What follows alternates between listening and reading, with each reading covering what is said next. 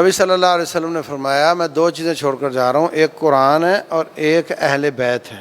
اہل بیت کا معنی کہ ان کی خیر خواہی کرنی ہے، ان کو عزت دینی ہے، ان کا احترام کرنا ہے، اور ہر نیکی میں ان کی بات بھی مانو۔ لیکن اگر وہ رب کا باغی ہو اور تو نافرمان ہو، بد عقیدہ ہو، تو اس کی بات تو نہیں مانی جا سکتی نا۔ یعنی نبی صلی اللہ علیہ وسلم کا چچا ابو لہب وہ بالکل اہل بیت سے تھا، یعنی ہاشم کی اولاد ہی تھی نا۔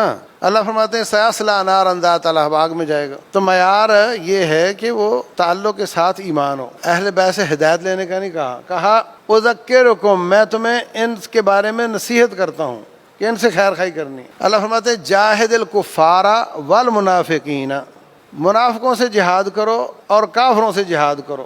جاہد الکفار والمنافقین، کافروں اور منافقوں سے جہاد کرو۔ لفظ ایک ہے، لیکن کیا نبی صلی اللہ علیہ وسلم نے منافقوں کو قتل کیا؟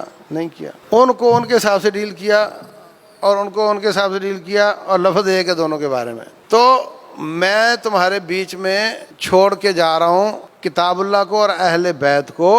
تو اہل کتاب اللہ چومنے چاٹنے کے لیے نہیں ہے، وہ اتباع فرما برداری کے لیے سیکھو، اور اہل بیت ان کی خیر خواہی کرو۔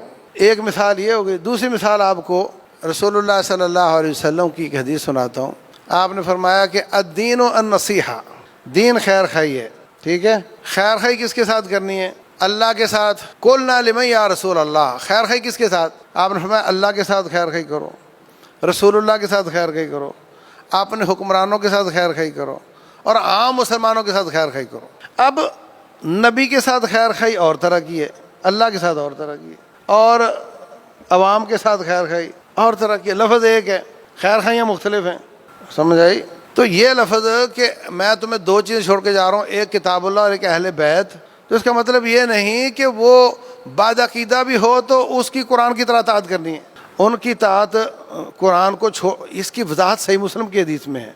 اس میں قرآن کو الگ کہا کہ اس کو چھوڑ کے جا رہا ہوں، تم گمراہ نہیں ہوگے، اور میں تمہیں نصیحت کرتا ہوں اہل بیت کے ساتھ خیر خواہی کی، اس میں الگ الگ بیان ہوا۔ اور اگر الگ الگ نہ بھی حدیث ہوتی، یعنی حدیث یہ ہے اصل میں راوی نے بیان کر دیا مختصر کہ میں تمہیں دو چیزیں چھوڑ کر جا رہا ہوں، تو اس کا مطلب قطعاً نہیں کہ اہل بیت کا کوئی شخص اللہ اس کے رسول کی نافرمانی کرتا ہو تو تم اس کی اطاعت کرنا، یہ معنی کبھی نہیں ہوتا۔